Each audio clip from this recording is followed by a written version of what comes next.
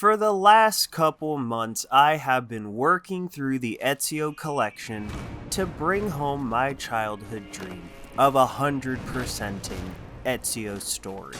And today in this video, we got the last platinum. This is the finale to the Ezio Collection, getting the platinum in AC Revelation. It's been 14 years since I played this game, and I want to say it's been roughly 14 years since the game came out, but it's nice to see Ezio's story through from start to finish. And what's really nice for me, as a fan of Assassin's Creed, the original one with Altair, it's really cool to go back into the history of a character that we really didn't get to spend that much time with. So I was really happy to see Ezio go back to Masyaf and learn a few things about Altair's history. In Ezio's pursuit of knowledge of the Creed and the history of the Creed and the pieces of Eden, Ezio is going to be searching for books that Altair left that are going to lead to keys that are going to lead to the Apple of Eden. And that's basically how the story is going to play out. We're going to find a book, we're going to find a key, and it's going to lead us to the next book and the key. It's a pretty simple story structure and pretty simple mission structure. But for getting our first book and starting the Trail of Knowledge, we get the trophy for Best Served Cold. Sequence 2 introduces us to a new environment. We're moving into Constantinople, and there's 3 new characters that are pretty important to Ezio's story.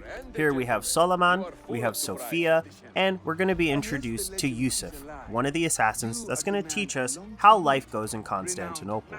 Yusuf is going to introduce us to the Brotherhood and the dens in which we're going to have to run around, get recruits, put them in as masters, and then do some pretty grindy trophies for later. But here we're introduced to the concept of we're not alone in Constantinople. Yusuf also introduces us to the hook blade. It's a new mechanic used for parkour. Basically, it changes the direction of where we're moving. It should have made gameplay much simpler, but I feel like at times it made it much more complex. We're also introduced to these tower defense games. They happen when we have dens that we have to control.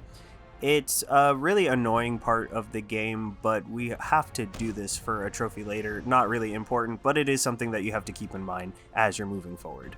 And one of the last new things we're going to learn in Sequence 2 is about bombs. It's a really fun mechanic that was added to the game. It's really useful for stealth, and there's a couple trophies tied to it. And once we finish Sequence 2, we get the trophy, Istanbul and Constantinople. Sequence 3 really solidifies the leader or mentor role that Ezio was building in Assassin's Creed Brotherhood, and part of Sequence 3 is we're also going to learn about these Mediterranean missions. It's very similar to what was happening in Assassin's Creed Brotherhood. It's how you level up your recruits, and those recruits can become masters that will run dens that are all over the map. Sequence 3 also introduces us to Sophia. She becomes an important part of Ezio's story, and a lot of the missions are going to be finding a book, giving it to Sophia, she interprets the book, tells us where to find the key, we find the key, that leads to another book, that leads to another key. That's basically the whole game. But we do love Sophia, she's got a lot of personality, and she has fun to talk to. And one of the first keys we find happen to be underneath Sophia's bookshop. So, like I said, the whole structure is going to be finding a tomb, to find a key, to find a book. It's pretty simple. It was also in this sequence I accidentally got tax evasion. I just wanted to get some cash in my pocket and saw this guy running by, and I tripped him. To cap every sequence after Ezio finds a key, we're going to play a memory for Altair. In the story, it's Ezio reading it over. As the player, we get to go back and play some of these memories of Altair. It fully fleshes out Assassin's Creed 1 and really solidifies why Altair is so important to Desmond's story and to the future of the Brotherhood. I know in later games it kind of gets retconned out how important Altair is, but for Desmond's story and Desmond's characters like Ezio and Altair and Connor, Altair is really important to the story, and as a fan of Altair, love to see him get his flowers. I also got another trophy on accident in this sequence. I ended up getting Overkiller, which is assassinating 50 guards with the hidden blade. But finishing out the sequence, we get 2 trophies. We get my protege for having one trainee reach the rank of Master Assassin, and we get the trophy for Seal the Deal, completing Sequence 3. Sequence 4 has us spend more time with the third character that's important to Ezio's story, Suleiman. He is the prince for Constantinople, and there's some political stuff going on. To be honest, I didn't really follow what was happening with the Byzantines and the Ottomans. I just know they were fighting, and Suleiman was important to Ezio's story somehow. But we do some missions in there dealing with him.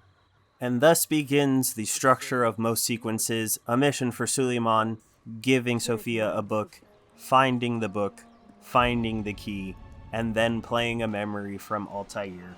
And then for this sequence, we get the trophy, the prince, for finishing sequence 4. I start the sequence pretty strong, getting a trophy for Craft Maniac for crafting 30 bombs. I loved these things. And like I said, there's fighting between the Byzantines, the Ottomans, there's some political play here. Yusuf and I get a bunch of rioters to start a riot over here. It was a really fun set piece, so that's why I'm highlighting it here. But this sequence plays out like all the other ones. We get a book, give it to Sophia, we find the key, we play Altair's memory, and then we get the trophy for The Plot Thickens. In sequence 6, we really start to understand that Sophia and Ezio really care for each other. Of the three characters that intertwine into Ezio's life here, Sophia is definitely the strongest as the love interest. We spend a lot of time with her. Makes me kind of sad because Yusuf is fun, we just don't spend as much time with him. And then Suleiman, we barely really see the guy unless he's giving us a mission. But just like all the other sequences, we get our book, we get our key, we play another Altair mission, and we get the trophy for successes and failures. Sequence 7 takes us into Cappadocia. It's tied to a Suleiman storyline, but it also ties back into the keys because our assassination target here has a key that we need. Cappadocia in general, not entirely important location, but we are going to find animus fragments around, and there are 4 books that we're going to need for a trophy that we're grinding for. And after playing the sequence for Altair, we get the trophy, Old Boss, New Boss, for finishing sequence 7. Sequence 8 starts with a heart-wrencher. We lose Yusuf. All of our storylines are converging. The Byzantines, the Ottomans, everybody's coming after the assassins, and we're taking our fight to the top. We're taking our fight to Suleiman's uncle, who throughout his missions is the main antagonist for Suleiman's story. It's also in this sequence that I got the trophy for Armchair General. This is one of those grindy achievements that if you're not setting up throughout the story, it's going to take you a while to get there, but it's for controlling all cities simultaneously in the Mediterranean defense game. I also got the trophy for Bully in this sequence. It's for finding and beating up Duccio. And the last part of this sequence has Suleiman's uncle kidnapping Sophia. We save her. We then move into this crazy set piece where Ezio's using the parachute to glide behind Sophia's cart to keep her safe and to fight off guards that are trying to kill them both. It's a really fun sequence. It looks cool, and it feels like it should be in a movie. And then we get into one of the weirdest parts of the Ezio storyline. It's fighting Ahmet as we're falling. This is Suleiman's uncle. It's a weird sequence, but I guess it looks cool. And then the Sultan shows up and gets rid of Ahmet. I don't know how that works, but it finishes out the sequence, and we get the trophy for priorities, completing sequence 8. Sequence 9 has Sophia and Ezio finding where Altair left the Apple of Eden, the piece of Eden that he had in the first game. And we get this really cool transition from Altair as an old man to Ezio as an old man as they communicate through time without actually being able to communicate. We get some more communication through time as Ezio reaches out to Desmond in the future. We see a little backstory for how the Isu civilization fell apart, and then we get Desmond waking up saying he knows what he has to do, which caps the story, and we get the trophy for Revelations. Moving right along from the story, we're going to jump into the DLCs. One focuses on Desmond's story, the other focuses on Subject 16. This is what it looks like. It is first person. It is a platformer of some kind. It's horrible to play. It's horrible to look at. The story is unimportant. So here are the story trophies for Desmond's DLC. Lost Archive has some extra trophies from the story. They're so unimportant and it's so uninteresting. Here they are in a flash.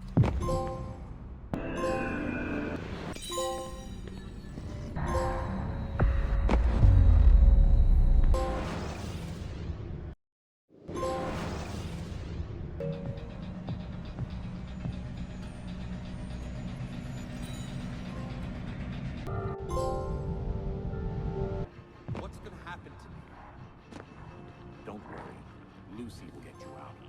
We're a team. Now that we are done with the horrible DLC, we can move into cleanup. First one I got was Fond Memories. It's getting 100% synchronization in all sequences. This was a lot easier than Brotherhood. The next trophy I got was Show Off. It's for jumping off of a parachute onto a zip line. It took me so long to do that when I turned off my recording program to see if I could even figure it out, I got it. So thank God the PS5 grabbed the video here. Next I got the trophy for Pyromaniac. It's for completing all the bomb missions. And there's one important thing to remember about this guy who gives them to you. He's also a shop, and he will buy bomb ingredients from you anytime you show up. So when you're working on the Sage trophy, which you need a lot of money to buy all the books, remember that he will buy these bomb ingredients, and every time you walk in his door, all of the bomb locations reset. So you can basically just run in a circle, do your assassin's missions to gain money, collect some bomb ingredients, run back to him, sell them, and just keep going in a circle. It makes getting those books way easier. I want to say it took me maybe an hour to get all the money I needed to get those last 4 books. Next I grabbed Worth 1,000 Words for collecting all of the memoir pages. I then accidentally got Silent But Deadly while I was trying to clean up the books, and I wasn't recording, so thank God the PS5 grabbed that one. Then I got Almost Flying for going from the Galata Tower to the Golden Horn on a parachute. I got Holy Wisdom for completing the Hagia Sophia challenge level. I got the Spider Assassin trophy for climbing the Hagia Sophia from the ground to the pinnacle in under 25 seconds, and here that is. I then was working on 2 trophies, trying to combine them at once, but I couldn't figure them out, and I accidentally got I Can See You for killing 5 guards while under the cover of a smokescreen. I went back into sequence 2 and got Iron Curtain for doing a perfect den defense without a cannon. After getting 50 Animus fragments, they all show up on the map, so here's me getting the 100th one. I had a hard time setting this one up, but I got Monster Dance for having a guard incapacitate 3 civilians while he's poisoned. I basically had to throw coins on the ground and have everybody go around him. And then somehow I got Lightning Strike for killing 5 guards in 5 seconds using only the Hidden Blades. I got Mosh Pit for having 10 guards poisoned at the same time. This one was also really hard to set up. Mousetrap gets 5 guards with a scaffold after they've been stunned by Caltrops. This was really hard to figure out, but somehow I did it. I also got Fast Fingers without anticipating it. Basically, it's for having thieves loot 50 dead guards. It's something you have to do in the faction challenge. It's not explained very well, but once you finish challenge 2, they get this skill. I then got the trophy for the Mentor. It's having 7 trainees reach the rank of Master Assassin. I thought it was a level thing, but it's actually based on the missions when you set that trainee up to be the master of a den. And then I got the trophy for A Friend Indeed for completing all faction creed challenges for a single faction. And then the grindiest of all the trophies, I got Sage for collecting all available books. And thank God this one didn't bug out on me like a lot of people, because it led to the platinum for the Conqueror. And that was the platinum in Assassin's Creed Revelation, which also means that I am 100% done with the Ezio Collection. I had a lot of fun doing this as my first completion series on this channel, as I'm bringing it back to life from what it was. It's so much fun to go back and play some old games that I loved when I was a teenager. And I can't wait to continue on recording my 100% completionist challenges that I set for myself as I move along in this channel. If you have been following along from the beginning, thank you so much for watching this series. I'm working on some new stuff coming up, and into the new year. Let's have some fun. Let's get some trophies. Let's get some 100%. Don't forget to like and subscribe this video, and until next time, I'll see you later.